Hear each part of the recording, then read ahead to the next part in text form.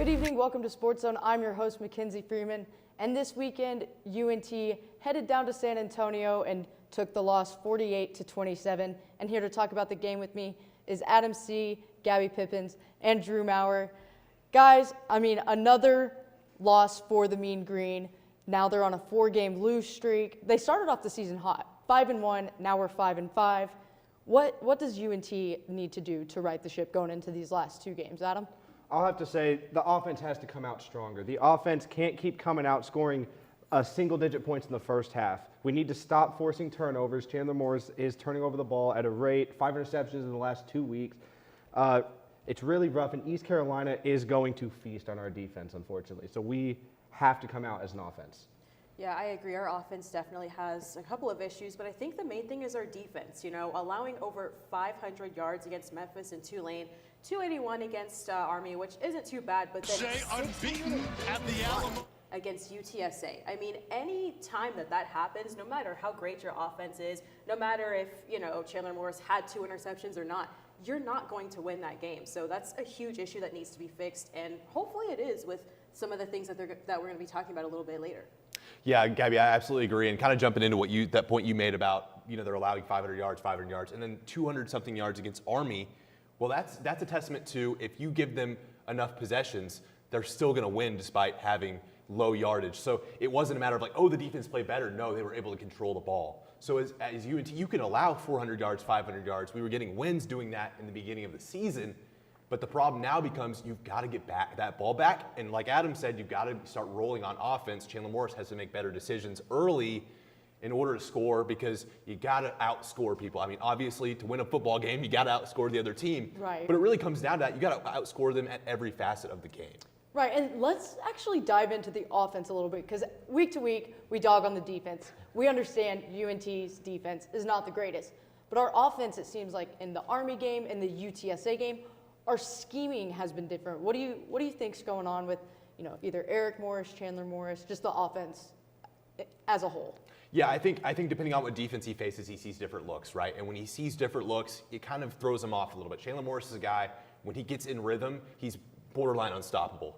When he's able to find those guys, especially, I've noticed that our receiving core is very, screen-based. They're able to get a lot of yards after the catch. So them having the ability to catch those short and intermediate passes and take them deep, that's what the UNT offense is predicated on. And once Chandler Morris has to fire shots deep and he's not connecting, then he gets out of rhythm. And I think that's when the offense starts to struggle because the running game, it looked great against UTSA. They were getting 70, 80-yard bursts with Shane Porter, but then Chandler Morris was struggling because he was out of rhythm because their secondary was forcing deeper throws and giving him different looks. So I think when Chandler Morris gets out of a rhythm, that's when the offense starts to struggle. So he's got to get in that rhythm early. And Gabby, your thoughts? Yeah, you literally nailed it right on the head. I think that's exactly what's going on. Another thing that I think also can, be a factor in that is the 4th down efficiency. Yeah. I feel like we could definitely be better with that, just not making as many risky moves, know. Go for the kick, get the 3 points, get the guarantee instead of trying to risk it. I think they definitely need to start doing that a little bit more, and that's just kind of part of those reads, Yeah. Chandler Morris making the right decision, calling the right play, and just trying to figure out if they should go for it or not. I think that's another issue that we have on our offense. And Adam? Yeah, UNT just has to go back to their identity. There's no other way to put it, in my opinion. They changed their identity these last 2 weeks trying to face Army and UTSA. It hasn't worked, and I don't think it's going to work. You got to go back to that high-flying offense. You can't play it safe with UNT football. That's not how the Eric Morris playbook works. Right. And I would say I honestly understand it against Army, maybe turning to your run game a little bit more, because against Army, you knew that they were going to control the ball that entire game. What they have 21 plays for 15 minutes, something crazy like that. But then against UTSA, I agree with you, Adam. You go back to your old selves, your old identities. But I get, we got to get into the biggest news for UNT football. Matt Capone getting fired. Adam, your thoughts? I'm never happy to see someone lose their job, but I have to say the time was coming. I was personally surprised that they didn't wait till the end of the year and they pulled the trigger now. But, it had to happen. UNT defense has given up over 40 points in 60% of their games this season. And if we're counting the South Alabama game, that's 70% games. with 38 or more given up. I mean, that's not sustainable. The offense can't carry like that. This isn't the Pac-12. This isn't mid-2010s Big 12. I mean, you have to play some form of defense, and UNT doesn't have that at the moment. Right. And Gabby? Yeah, they weren't getting that with Matt Capone. So again, I'm not happy to see someone lose their job, but I am a little hopeful for what will happen in the future, especially with Brian Odom that we got. Again, I don't know if we'll see any notable changes right now or within the next couple of games because we only have 2 left, not counting the bowl game that we'll hopefully get into. But no, I mean, him changing from a 3-3-5 to a 3-4, we thought that was going to do something, but it didn't. Like, it's definitely not an issue of the schemes. It's just an issue of having an actual coordinator, having an actual, direction. So I don't think Matt Capone was doing that. So I'm just excited to see who will help us with our defense, and hopefully that is Brian Odom. Well, I think something I wanted to point out was, going into the season, Eric Morris intended on keeping Matt Capone, and that's exactly what he did. I felt like it was a questionable move at the time because last season, UNT was worst in all of college football in total yards and rushing yards, 476 yards allowed per game total, and then rushing yards, 255 yards allowed per game. I mean, that was just atrocious, and we saw the team go 5-7. Well, if we're looking for a turnaround, bringing in 74 new guys, then why are we not also bringing in a new defensive coordinator? And obviously, the story is the same this season. I mean, UNT is not in last, but they're pretty close. So I kind of questioned him being kept anyway. So it was a matter of time, like Adam said. But I just don't know that bringing a new guy in midseason is going to change things. And honestly, the decision to keep Matt Capone around could have cost UNT a bowl game if they end up losing these last 2 games. So that's kind of where I'm at right now. Is I think this move not happening in the offseason and happening now was one of the biggest mistakes I've seen from Coach Morris in his time here at UNT so far. And then one thing that we talked about before we actually went live was in terms of the way UNT recruits. We talked about the bringing in the 74 guys, and you talked about, well, right now we have a lot of size issues. Mm-hmm. Whoever comes in as the new defensive coordinator, do you think they should – because we have a fairly young team in general. Shane Porter, still young. Chandler Morris still has another year of eligibility. So would you say, we got to go out and get those bigger defensive recruits? Certainly. Got to go out and recruit size. I mean, I feel like especially in the secondary, you've got some guys like Starling Thomas that are going to come out and be much better next season. You also got Evan Jackson at safety, some really, really good. Evan Jackson forced a lot of turnovers. That's fantastic. It's not the secondary that's the problem. They're allowing a lot of yards, but I think it's because the run game is getting so beat up, and then you go for the pass, and they're just not ready for it.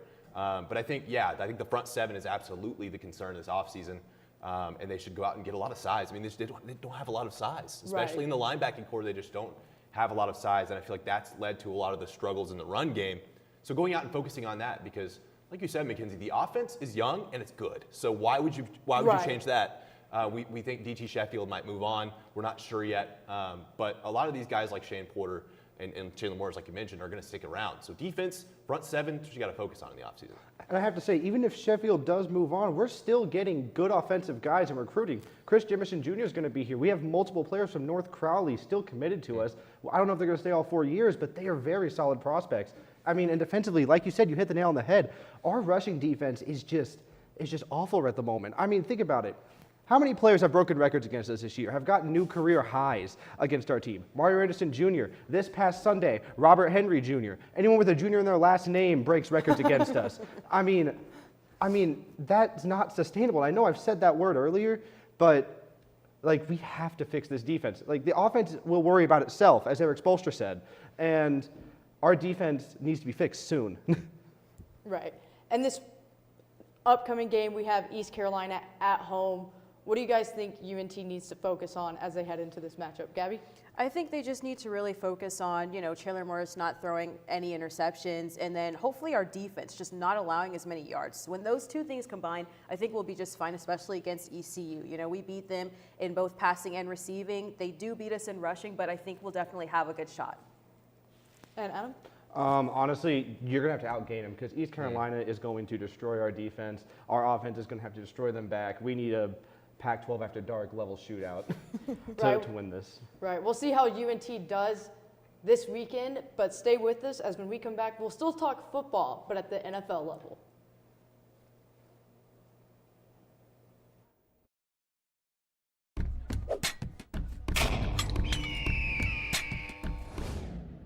what does Talents do? So I'm the Vice President of External Relations for Talents. That means that I basically oversee all the external committees. Our external committees entail our Model A, it's a mean green machine. So they bring it to football games especially, so every game it's kind of there, every home game. The Model A is like a symbol of UNT pride, and it's a big tradition that we are so lucky to uphold and maintain. When people look at it, they see it, and they're like, oh, that's the mean green machine. There must be a game today or something to ramp up school spirit for basketball, softball, volleyball, any of those things. We have amazing teams, so we just want to show school spirit for them. Bonfire Committee, which is in charge of putting together the bonfire every year for homecoming. It's kind of just a whole semester-long process up until Build Week that we have to put together and oversee and make sure safety regulations are followed and risk management is taken care of. Cannon Crew, which oversees and takes care of the cannon. They fire it at games, they take it to special occasions.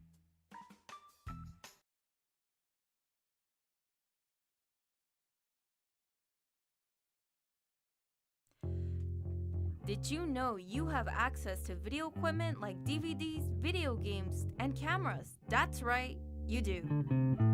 Come on down to Chilton Library and fulfill your media dream. Located on the bottom floor next to the student sculpture. Hope to see you there soon. Hey girl, you know you look good. I like the way you move and groove. I'm not sure.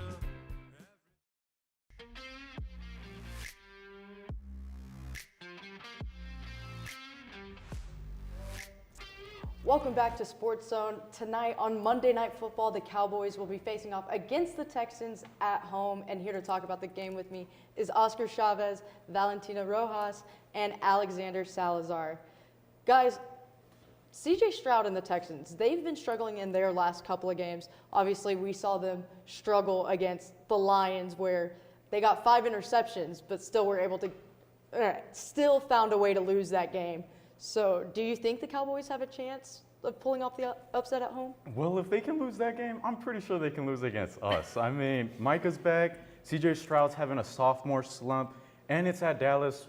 What not a better week to get our first dub at home. Cooper Rush legacy game, I do see it coming. I really do. I have to disagree with you. I don't think we're going to win. It's sad to say it, but with Dak out and Cooper Rush in, I don't think you're going to notice a difference between the Cowboys. I mean, I don't think we're going to even make it to double digits by the end of the game. I think we're just going to have 3 field goals. Our offense looks really bad. 9 points. No, just 9 points. Don't even make it to the 10th, you know. We will have to rely on Cooper Rush. And, you know, like you said, anything can happen, hopefully. But I just don't see the Cowboys getting their first dub of the season. Mm-hmm. So, Oscar, one of your points was that this game is at AT&T Stadium, right? We haven't won there all What's the Cowboys' record this season? Yeah. Oh, they're winless. Okay, yeah. Jake Paul has won more times in the AT&T Stadium than the Dallas Cowboys. Yep, that is correct. But actually, I'm going to agree with Oscar on this one. I do think that the Cowboys have a shot in this game. Like you mentioned, CJ Stroud has fallen a bit off, and the defense has as well. Injuries have also decimated the Texans. Will Anderson is out in this game. Stephon Diggs is out. I believe that Nico Collins is back in this game, but he's missed some time this season. So it will take a lot. But the Cowboys do have a chance. It may be small, but they do have a slight chance of winning this game. And Alex, you're saying the Cowboys do have a slight chance. So what do the Cowboys need to do to beat the Texans? Well, like Val mentioned that, Cooper Rush is no world beater here. Like, we're not going to torch the Texans defense. So what we have to do, it's not going to be fun. Nobody's going to enjoy it, but we have to control the clock. We have to win this game with checkdowns, and we have to keep the ball out of CJ Stroud's hands. And Val? I completely agree with that. You know, you have to keep their possession of the ball as minimum as possible. But I feel, like you said, our offense right now is not great. Our defense, but I think that there could be a possibility if McCarthy plays the cards well, and I think this is going to be a coaching thing.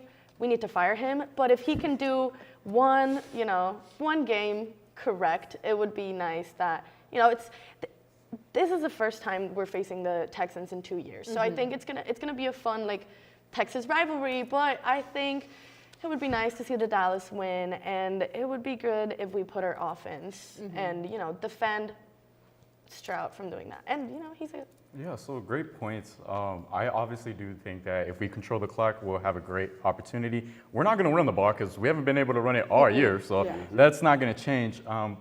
We have to be able to get what we signed up for in our playmakers. What I'm talking about is CeeDee Lamb. We need him to have a Jamar Chase type of game against the Ravens where he goes off for 300 yards, help my fantasy squad out, and maybe help my in real life squad out as well. So I believe they just need a big game through the air from Cooper Rush and CeeDee Lamb.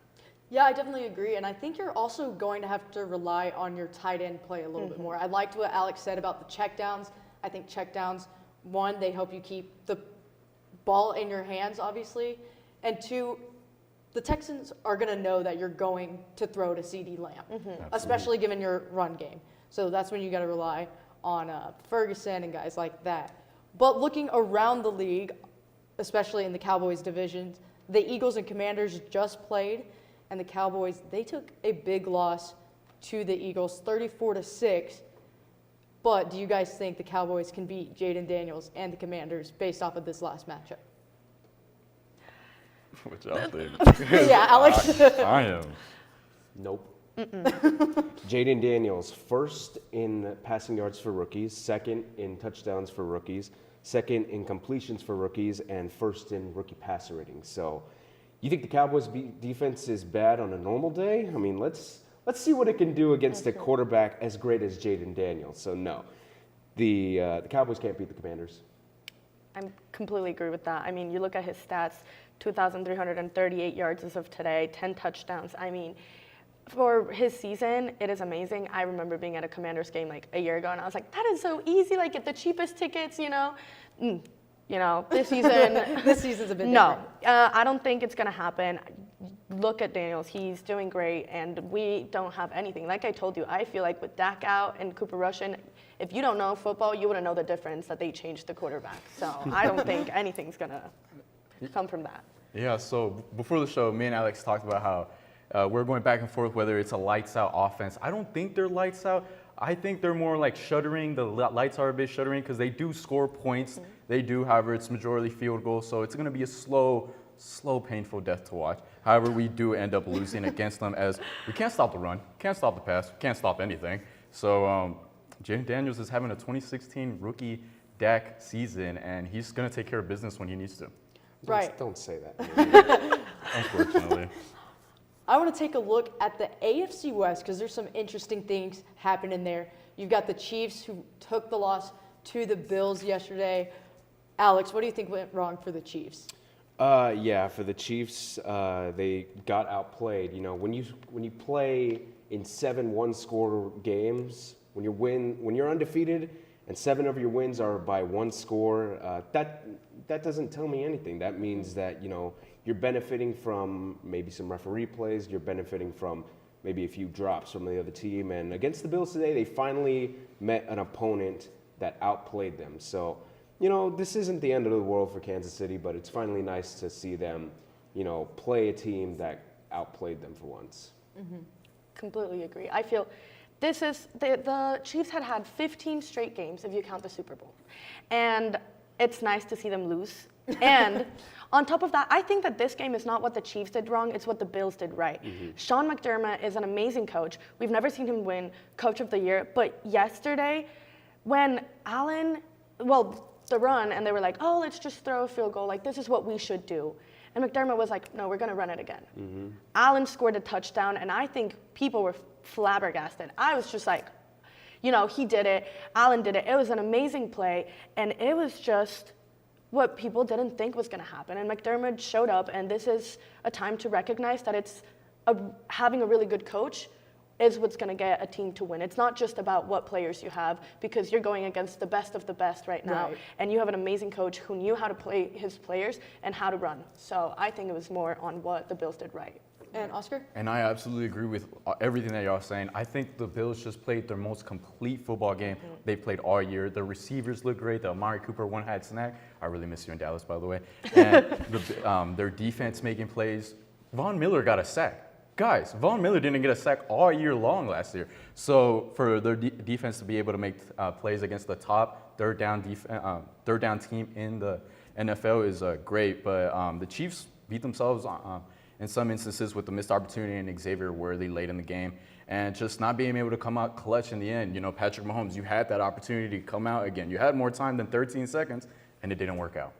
Yeah, and very quickly, guys, if we take a look at the AFC North, the Steelers and the Ravens played yesterday, and the Steelers were obviously able to get the win. Who do you guys think will win that division between the two teams? Alex? The Steelers. Shannon Sharp, former Ravens tight end, he's famous as saying with that vaunted 2000s Ravens defense, the offense can get you 13 points, they'll win the game. The defense will win the game for you. That mantra kind of reminds me and could be placed with this Steelers defense. The Steelers defense led by TJ Watt is unreal, and the offense is just good enough that they can get enough points for the defense to hold off whoever they're playing against. I completely agree. I'm thinking the Steelers are going to get that W. Most of all, I've seen the Ravens fail their team more than I've seen the Steelers fail their team. You can't just rely on, Lamar Jackson, and because we've seen him be amazing, but his team has been lacking when he's been showing up. So I think if you look at the Steelers game, and obviously they won yesterday, it's just how full the team is and how they're going to be able to get that win. I think they're just going to win. So is the whole table going to be against me if I say the Ravens? I mean, you can say whatever you want. So I got the Ravens. I doubt Shannon Sharp was looking in the eyes of two-time MVP Lamar Jackson and saying that, because he can put up way more than 13 points. I do believe the Ravens have a much better team than they do represent. They still need to get healthy, and they still just need to play a lot better, because I believe a John-led Harbaugh group is going to get it together towards the end of the season. And ultimately, they're going to end up winning that division, because I don't see the chef cooking for much longer. Yeah. Give me Mr. Unlimited and the Steelers to win the AFC North. Broncos but stay legend. with us, as when we come back, we'll take a look at the college football playoffs. Good evening, my name is Amanda Hasbell, and I'm joining you here today in the Union Parking Garage. Today we're going to be going over how to drive safely in the parking garage. Let's go see. Oh my God, this girl just got hit by a car. Let's go see what happened. Ma'am, are you okay? Did you see that lady hit me with a car? Yeah, we did. I got it all on video. Oh my God. Let's go over here and talk about how we can prevent that. Yeah, not the hospital. Well, right now we're going to ask you a couple questions on how we can drive safely in the parking lot. What are ways that we can be aware of our surroundings? Oh, we can look both ways. Jenna, also, how about putting the distractions away? Yes, just like our phones, turning our music down, and also not focusing on our passengers. Where can you get information on how to get a parking pass? Transportation.unt.edu.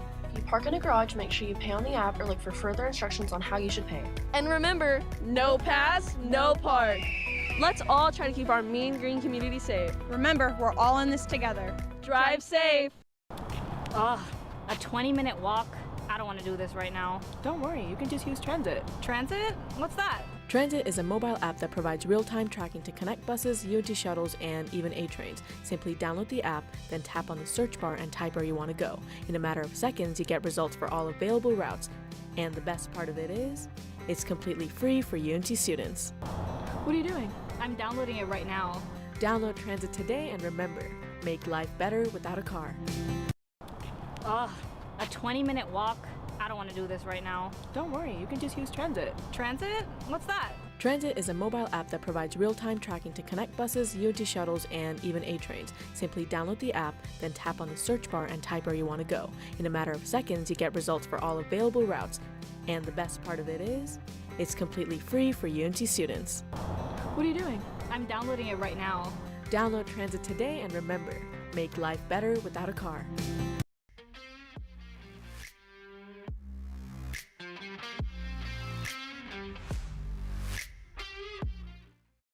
Welcome back to SportsZone. I'm your host, Mackenzie Freeman. And obviously with the 12-team playoff format, college football is crazy right now. And here to talk about the college football outlook with me is London Stewart and Isaiah Ortiz. Guys, I mean, let's get into this week's rankings. Are there teams that you think are too high, too low? London, your thoughts? I feel like BYU is ranked too low. Though they took a tough loss to Kansas, who is now picking up their momentum later on in the season. The game was 17-13. That's not a bad loss to a team like Kansas, for instance. I just feel they shouldn't drop to 14, and they were ranked so high. They were considered already in the top 12, but 14 is pretty absurd to me. And Isaiah? Yeah, I wouldn't say this team is too high or too low. It just doesn't make a lot of sense to be over a team I consider to be on the same par, and that's Penn State at number 4. I agree. So, yeah, it doesn't make a whole lot of sense to me. Penn State, yes, they lost to Ohio State, quality of loss, right? And then Indiana's right below them at number 5. But then when you take a look at their schedule, they're eerily similar. Indiana's strength of schedule is 6th on ESPN, Penn State's is 4. So why are we kind of punishing Indiana for being a 10-0 team when Penn State has a quality of loss and we have them above Indiana? It doesn't make a whole lot of sense to me. Yeah, I agree with the Penn State thing. Yes, you can argue, well, they played against Ohio State, that's their only loss. It's their only loss every year, and that's what's been holding them back from the playoffs. Punish them for that loss. Put them at 7, put them at 8. They should not be a top 5 team unless they can get over the hump of beating Ohio State, especially given a weak Big Ten conference. And that's a good take as well, because Indiana has won majority of their games by 2 possessions or more. Right. And that would make sense to have Indiana ranked over Penn State, who was previous years losing to Ohio State. Yeah. But they're looking at it like they lost by 1 possession to Ohio State, but it still doesn't make sense to have Indiana lower than them. I feel like you said, should punish them and have Indiana at 4 instead of 5 and have Penn State at 5. Another team I want to talk about that I think is too low is Ole Miss. Okay. You have Alabama and Georgia, both above Ole Miss. That's a good take. I think Ole Miss should be higher than both of those teams. They've got the win over Georgia. And then the Texas thing is interesting too, because Texas being at number 3, given their 1 loss, I get it, but they don't look like the powerhouse. So I think that 4 through 8 spot, there's a lot of shifting that needs to be done in that area, especially with Indiana, Penn State.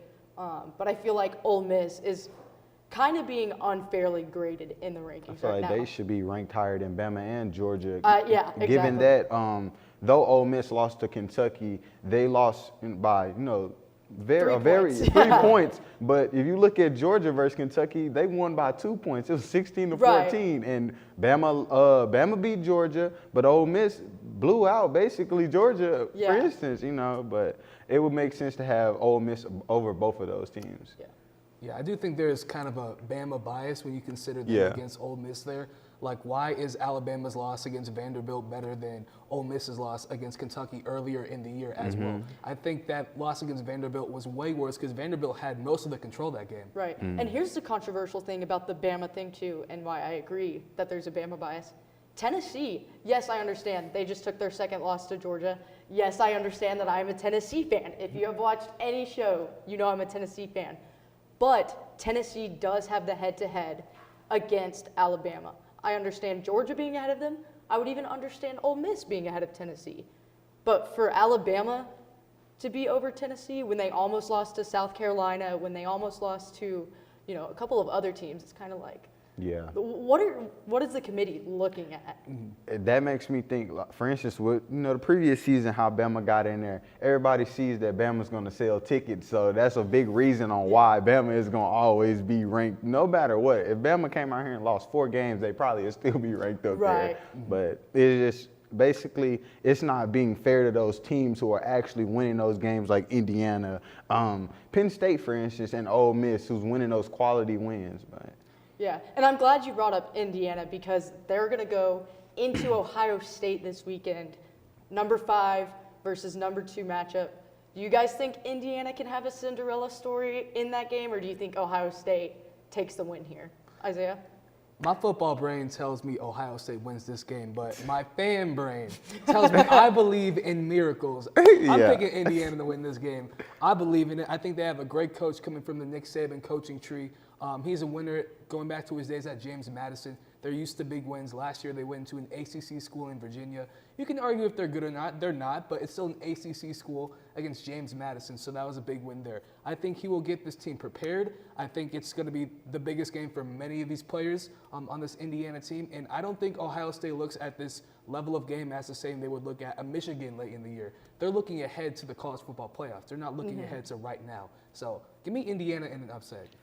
I would have taken Indiana if it wasn't played in Ohio State, but given that Indiana is coming off a bye week and Ohio State's coming off a pretty mediocre win against Northwestern, so I feel like the game is going to go down to the wire, but I think Ohio State is going to pull it out given that it's in Buckeye Stadium. Yeah, I agree with you, Isaiah. The fan in me wants to see Indiana win, but even if you look at some of their common opponents like Northwestern, Indiana allowed 24 points. Ohio State only allowed 7. So while Indiana's undefeated, the other teams, points per game is a little bit higher than Ohio State. So that's where I think Indiana takes the loss.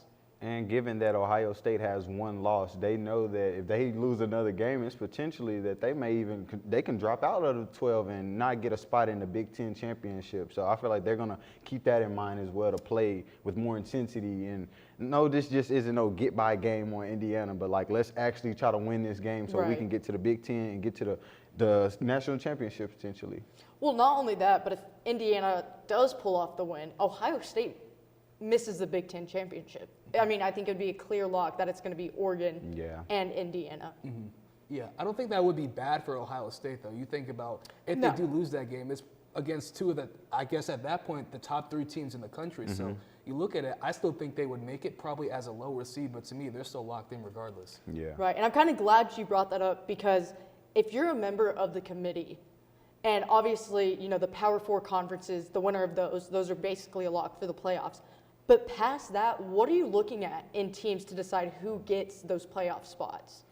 Yeah, I think I'm definitely looking towards these last couple of weeks and championship weekend. I'm looking at teams on the bubble. Like Texas A&M to me is a big team on the bubble. They have a huge game against Texas in a couple of weeks. Yep. If they win that game, they can lock themselves into the SEC championship. So these games down the stretch and for potential, tight conferences like the SEC, those are going to be huge for those final college football playoff spots. Yeah, I'm considering the strength of schedule overall. Though teams may have a great record, who are you playing against? If you're just beating up on Virginia or just beating up on a team like Florida State, that's not quality wins. But you have a team who lost barely to Alabama or Georgia. We're going to keep that into consideration. Okay, and not just throw a team, for instance, like last year, not just throw Florida State in there when they're beating whoever, but it would make sense to look at the strength of schedule.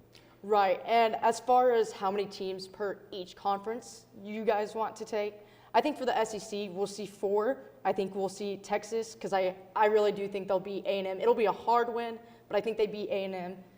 Georgia, Ole Miss, Tennessee. Big Ten, I'm taking 3. I'm taking Oregon, Ohio State, and Penn State.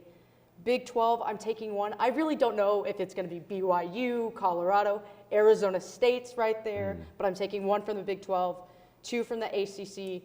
SMU and Miami have had quality seasons, and then obviously Notre Dame and then Boise State as the G5 representative. Yeah, I'm taking Notre Dame, Boise State. I have Texas, and I have A&M actually. If A&M happens to win the SEC championship, A&M is getting a solidified spot inside of the conference.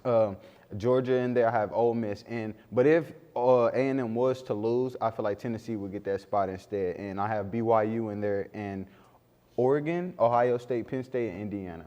And Isaiah? Yeah, I have Oregon, Colorado, Texas, and out of the ACC, I'm choosing Clemson right now as my winner. That's a good one. Yeah, and then I got Ohio State, Indiana, Penn State, Alabama, Georgia, Notre Dame. I'm picking Boise State, and that last spot, I'm picking Ole Miss.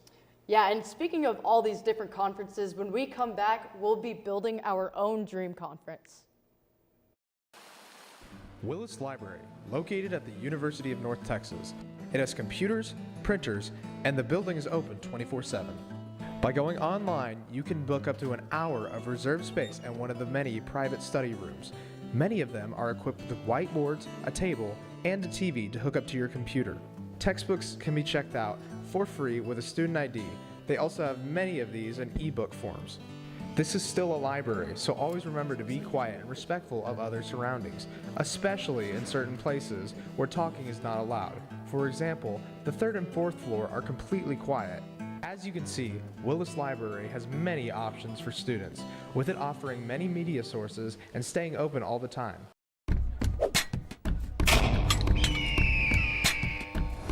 Why should you join Talons?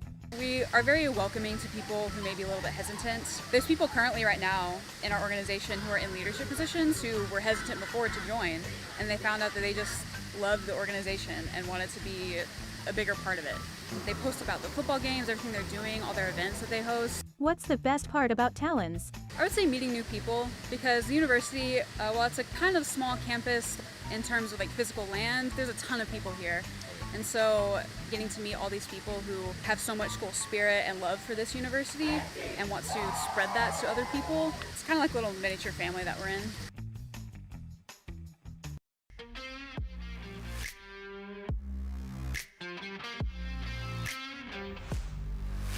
Welcome back to SportsZone. In an era where conference realignment is huge, we thought, why not build our own conferences? And here to talk about their conferences with me is Alexander Salazar, Nash Lowry, and Gabe Ive. Guys, let's go ahead and get it started. Gabe, I'm going to start with you and work our way over this way. What's your dream conference? Let's go. So my conference has 2 divisions, the Texas division and the bad division. Oh, and you'll quickly find out why. So kind of starting out, we have in the Texas division, our conference, we have Texas, UNT, Baylor, Rice, TCU, Houston, Sam Houston State, Texas State, and UTEP. Right. Quite a mouthful. As you notice, all Texas teams. Yeah, I got that. Moving into the bad, we have Texas A&M, Oklahoma, Right. Texas Tech, SMU, UTSA, Ohio State, Michigan, Arkansas, and Clemson. And all of those teams are bad? So as you can tell, Texas A&M, Texas Tech, SMU, and UTSA are all located in Texas. Right. They don't represent Texas. They're Right. bad. They're There's a UNT reason. rivals. Yes, Yeah. UNT rivals. Right. Texas Tech theoretically could move to Alaska for all I care. Right. Well, I mean, they basically are. I grew up in Lubbock as a Lubbock. That's Lubbock might as well be it from Alaska. You've got street cred to not like Lubbock. I Yes. guess. Arkansas is not really a rivalry of Texas. They're just little brother. They're weird. Yeah. I've had some weird interactions. How with some does fans. Clemson fit into all of this? Okay, Clemson. Right? Well, so I needed a 9th team, so I was looking throughout teams in the FBS, like which teams do I not like? Which teams stink? Dabo is what you Swinney just kind of He's annoying. gets on my nerves. He was a fine coach for a long time, and then NIL started. And whatever your thoughts are on NIL, like you're free to have them up. Like, Yeah. I believe. Right. But he just, I just can't take it. He thinks that he can still coach national championship level without giving any players money. And so I just so much enjoy seeing him lose to teams. I wish Pitt would have beat them this weekend. That would have been great to see. That would have been great. But he just grinds my gears. He acts like he knows better. Like, Right. I just can't take him. So that's how that fits in.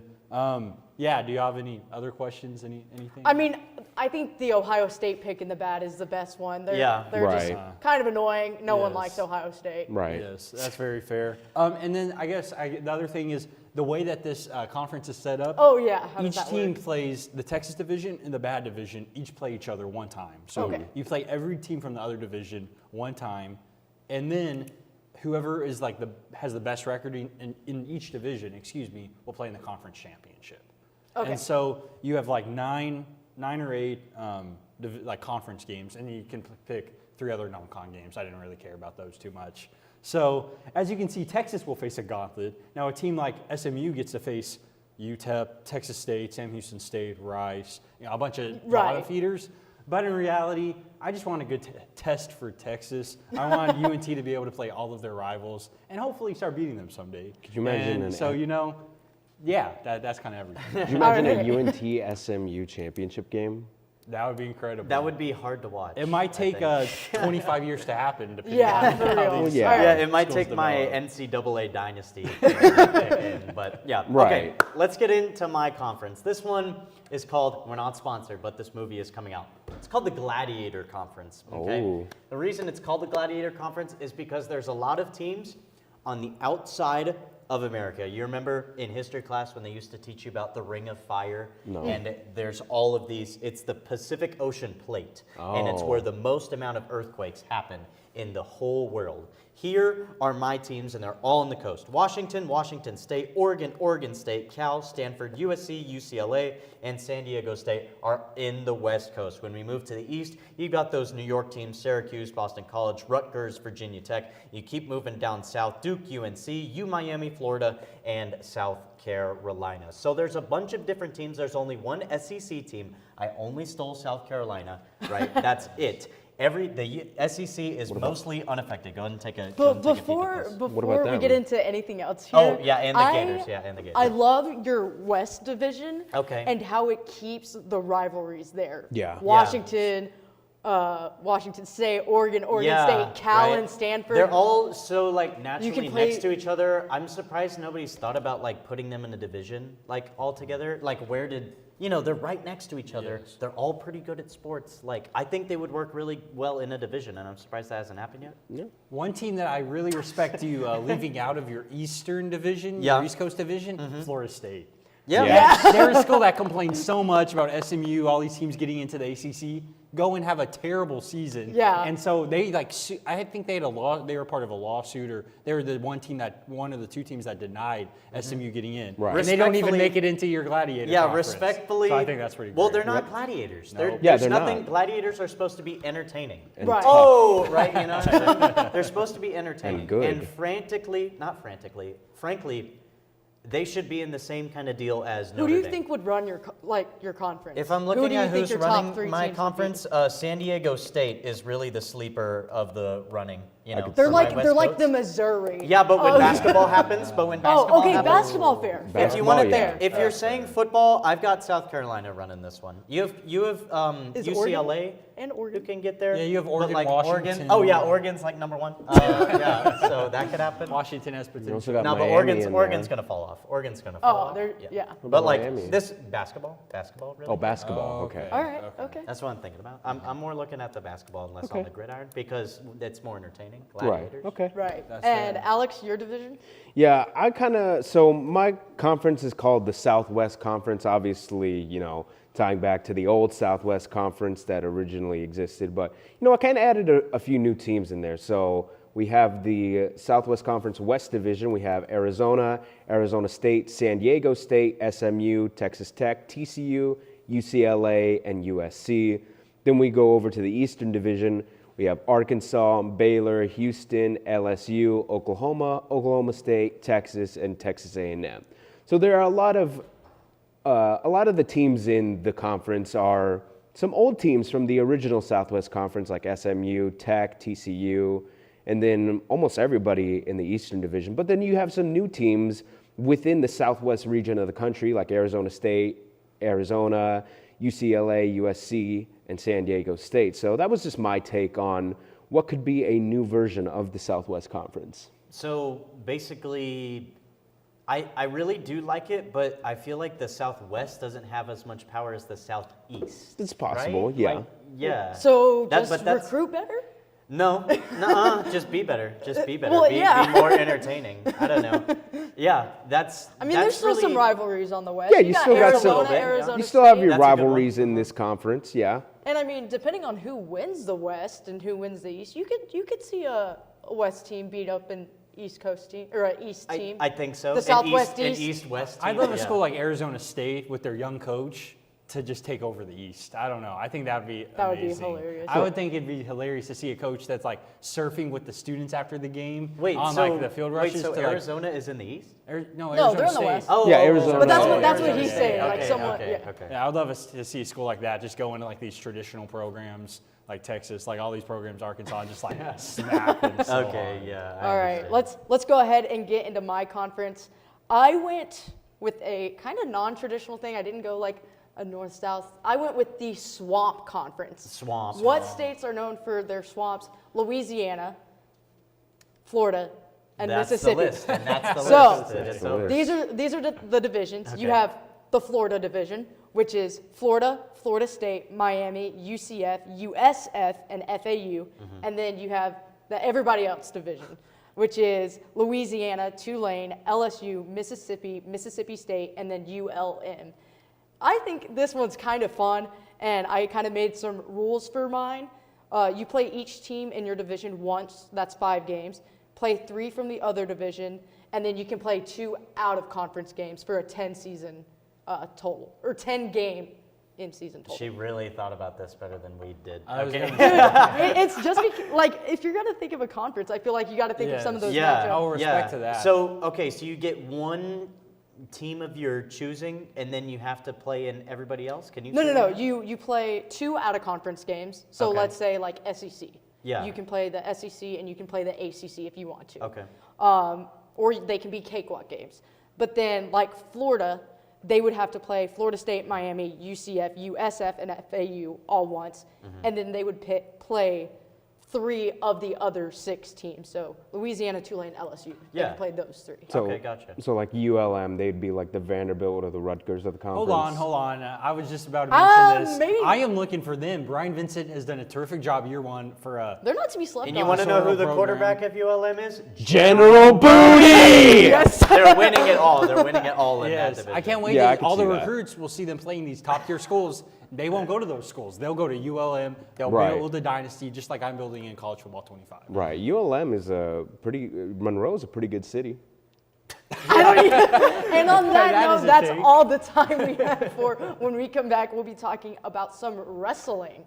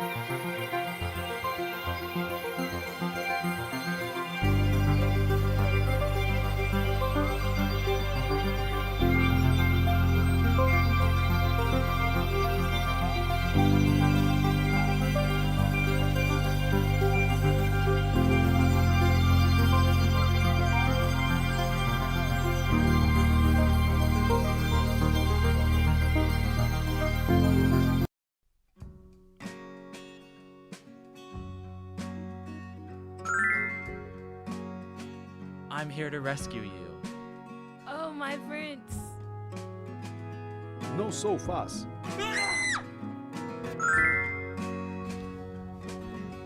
This story is going to be awesome.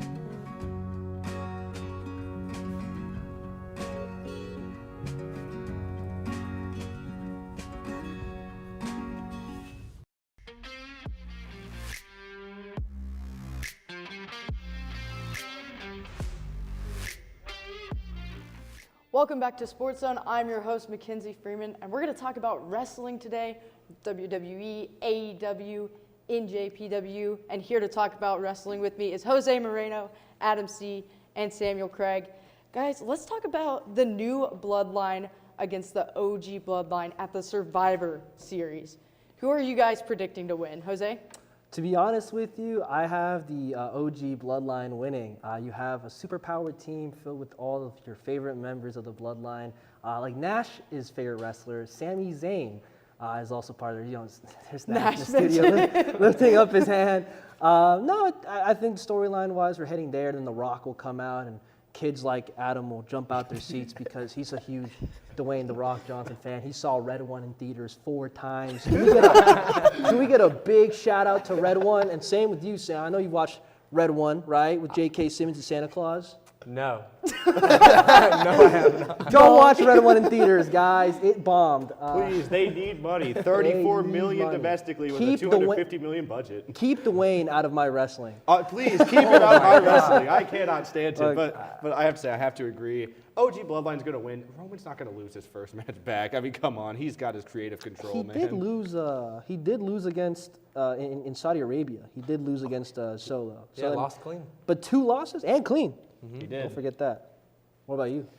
I mean, I hate to be boring here, but it's going to be the OG bloodline. I think, like we just said, Roman Reigns just lost to Solo clean. I mean, he's one of 3-4 guys that have done that. And looking ahead, where's this storyline going to go? It's going to be The Rock joining Solo, right? Like, he's going to come out like CM Punk did last year, and everyone's going to go crazy. You're going to be jumping. It's going to be crazy. Adam's going to be tears. Where'd the in his Rock eyes. fan propaganda come from? Jose started that. Dude, I mean, but in Adam's house, he has a picture of Dwayne, and he has it framed right next to his bed. No, and he kind of gives. okay, I don't want to know about what It's a picture Adam of Miles has Austin, in his buddy. room. Miles Austin, Cowboys legend. famed wide receiver from West Virginia. Yeah, great. That's Tavon Austin. Yeah, you're right. He has one of the worst hamstrings in the world. That is one of the worst hamstrings. And then, Adam, overall, what are your thoughts on the Bloodline storyline as a whole? I mean, the first 2 years were pure cinema. It had a lull in that year and a half whenever Roman showed up like once a month. Cinema. yeah, sorry. I'm not trying to be like the stereotypical wrestling fan online, but very good the first 2 years. Had a lull. And in my opinion, their best story in modern WWE. And even Jose said, maybe one of the best ever. It's enthralling. I mean, my dad, a guy who only watches The Sopranos and Breaking Bad, he has fallen in love with the Roman Reigns character. He is obsessed overall with this maniacal sociopath, not too far off from him. But to be honest with you, I do think it is probably the best that WWE has done because it has so much layers to it. You know, when people think of professional wrestling, they think of like male soap opera, kind of corny, really bad acted. But this is like a really well acted, like well thought out like series about a man who manipulated his family into doing his bidding, and then later on learning that he has to love himself and get over his past traumas in order to succeed in the world. Where else can you find that, huh? Where else? Only in the world of professional wrestling. And Sam, your thoughts? I think you said it perfectly. Like, this is one of the few storylines that has so many emotions, and you can really dig deep into the meanings of it. I think what's really interesting is how large it is in terms of the roster. I mean, we saw when they were trying to recruit for Survivor Series, they're struggling to find a member because of how many people Roman Reigns has ran through and tormented. I mean, it's really, you know, the repercussions on Roman Reigns and the Bloodline are coming back to haunt him. He smashed smashed Brock Lesnar. And moving on to the New Japan Pro Wrestling, they had lackluster ticket sales for Wrestle Kingdom 19. Samuel, why do you think that is? Well, I know we'll talk about it in a second, but I mean, they are losing a lot of the wrestlers. A lot of these top guys are jumping ship, whether it's because of a possible deal or whatnot. They're leaving, and they're struggling to kind of build up a new top guy that can really put the company on their shoulders. Oh, and that's very true right now, Sam. I mean, right now they're trying their best to get Shota Umino over with the crowd at the moment, and it's proven to be really difficult. Since he has a nepotism label on him, it's kind of hard to get that over with the crowd. In Japan, the crowds, a lot of the time, they want respect. They and if they don't respect you as an opponent, if they don't respect you as a wrestler, they're not going to respect you ever. Right. So you kind of have to remember that, like, Shota Umino has a long way to go to kind of learn his character because, his contemporary, Kazuchika Okada, had a very similar moment in his career where no one really took him seriously until Wrestle Kingdom. He had his own moment. He beat Tanahashi in the Wrestle Kingdom main event. It's called the Rainmaker Shock. This is like when, how would I compare it to MLB? When Shohei Ohtani came on to the Angels and was just kicking butt his first season, doing incredible, and it just put a huge eye on Japanese baseball. That's what Okada's Rainmaker Shock was basically like. It was a huge moment for Japanese wrestling, and it set the standard for 10 years of quality. And that's why seeing this company that for the longest time was like the HBO Max of professional wrestling, where you could get a different alternative that was so much better than what we have here in America, to see them going into like a struggle is unique to see. It's very rare to see a good company fall into like a woe like this. Right. Really, really much. And Adam? And the thing was, Japan is struggling quite a bit, and I think some of it just comes from the fact that they lost a lot of their top guys, Osprey, Okada, just in quick succession. I mean, like guys leaving left, right, and center. And it's all because of AEW, man. A lot of it's because of AEW, and the thing is, they have talent. Umino's great, but the thing is, they didn't have that time to properly build them. While Okada was there. Yeah. And while Okada was there, and I have to say, and in fact, I was going to ask you this, do you think Umino could pull off the Rainmaker Shock? I don't think so. At the moment, I think the guy that they're completely ignoring right now is Yota Tsuji. Everyone's just like over the head. But Yota Tsuji is basically like the guy the fans love. They're really hammering for this guy, really pushing for this guy. Every match he has in his incredible performance. He had an incredible G1 this past year, 3-4 wins, the most wins out of all the rookies, and also had a semifinal appearance. Shota Umino had a lot of disappointing runs in that tournament. That's why the crowd has soured on him a lot, because before he had that association with Moxley and people were kind of interested in him. But when you realize that the kid just cannot perform on the level of Okada and he's supposed to be the guy to take the mantle from him, it's terrifying. And I really do think that New Japan screwed themselves royally in the foot by getting rid of a guy like Okada so early and not having him put anyone over on the way out. Because we can't have a Rainmaker shock without the ace of the company being overthrown by the new ace. It's just impossible. It's like trying to say that the new Japanese guy on the Dodgers is going to be the next Shohei Ohtani, but then he just kind of overall sucks. You know, which could be true. Could be true. I don't know. And I'm not a big baseball watcher, but I heard there's some rumblings over there. So who do you guys think the NJPW should sort of use as their anchor, build more storylines around and things like that to get that respect from the Japanese culture? I still think to keep pushing Yota Tsuji, but also don't throw away this push with Zack Sabre Jr. I think he earned this moment for himself. He's been in the company for over 10 years. He was a great junior wrestler, and he also has something that these guys don't have. Gaijin are usually only useful for American and English crowds because these English crowds can basically come through and learn a character because they speak the same language as him. What New Japan is trying to do right now is globalization, baby. Trying to get this brand all across the world. And that's what they're doing with Zack Sabre Jr., British guy. The first British man to win the IWGP World Heavyweight Championship as well. Actually, the second next to Will Ospreay. Apologies. Sam, your thoughts? Yeah, I think it's real interesting that we have a guy in Sabre that, you know, when I watch him, he's so passionate about the Japanese company and the crowd, and he's speaking their language, something that a lot of these wrestlers that come from other countries aren't doing. And that connection that he's building could blossom into something really well.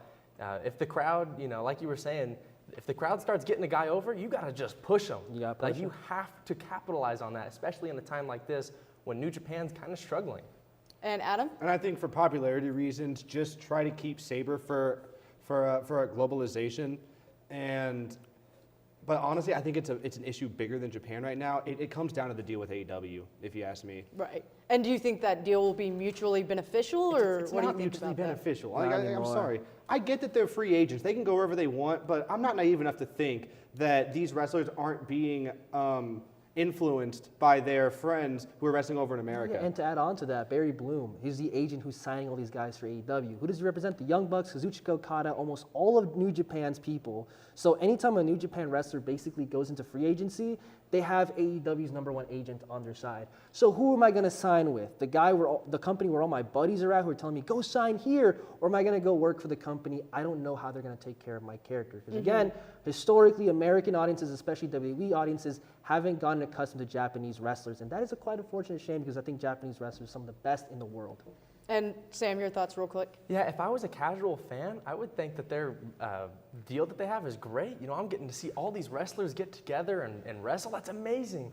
But when you look at how Japan has been with all the wrestlers leaving, I feel bad. I feel bad. Yeah, it'll definitely be interesting to see how that pans out. And with that being the last show of our semester, I'd like to give a special thanks to everyone that put effort into the show. Obviously, all of our analysts who you just saw.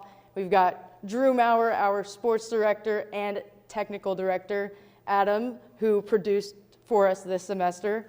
We've got Colby on graphics, Daniel on VTR, Ryder on audio, Jessica Qualley, wherever we needed her, Zaya, Brandon, and Ty here in studio with us.